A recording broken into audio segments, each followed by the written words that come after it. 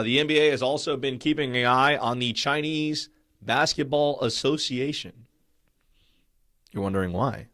The Chinese Basketball Association actually tried to start playing basketball again. They thought about it, right? Just like the narrative we've been hearing, how China, some parts of it started to resume, and then immediately they began starting to shut them down.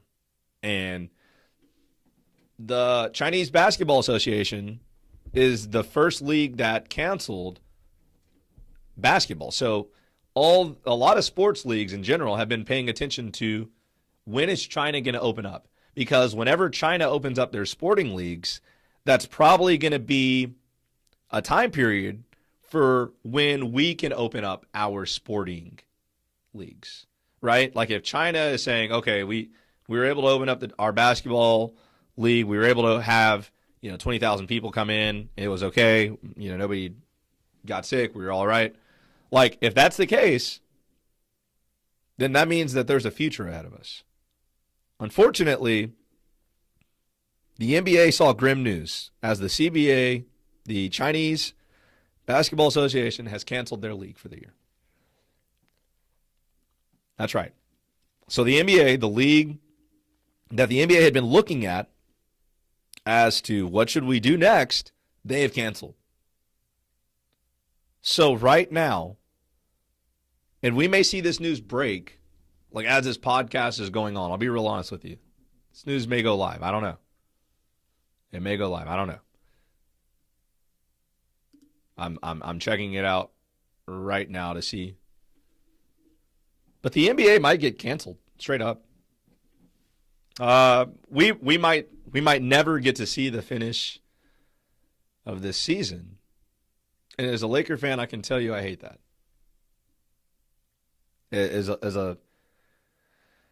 Everything about my fandom, I hate hearing the words NBA potentially canceled.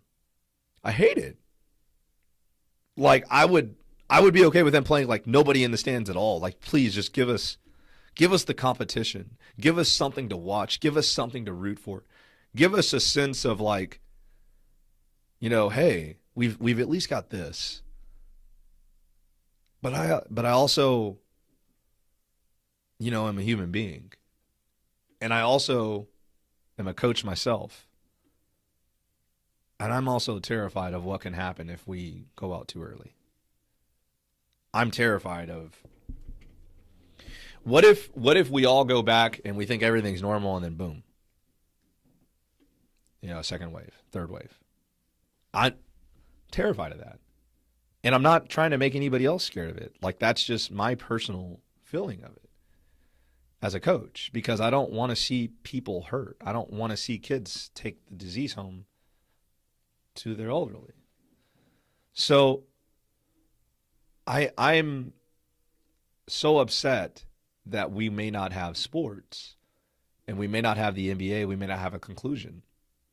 But I also, I don't know, I value human life too, and I value the value of a day and getting to live. And all my days are running together just like, probably a lot of y'all are. My sleep habits are disastrous at best. My hair needs a lot. Okay, let's just be honest here. But I also need people, you know what I mean? And I want to be around my friends again. I want to be around my family again. I want to see the people that I work with. I want to see my students, and so I hope that this is over soon. But I can relate, man. As a person who loves the sport, I want it to come back so fast. But I think we have to be smart. I think we have to be intelligent about the way that we come back. I don't know that we can immediately just jump into things. But guys, I hope that you're making it okay. We at Total Media Live, Nick, obviously, he's setting up his new computer. I know he's super pumped about that. Super excited for him over there. And we all wish you the best. We all wish you that you and your family are doing the best you can during these trying times. And, there was a time where sports were always your output. I think that's why I love sports so much,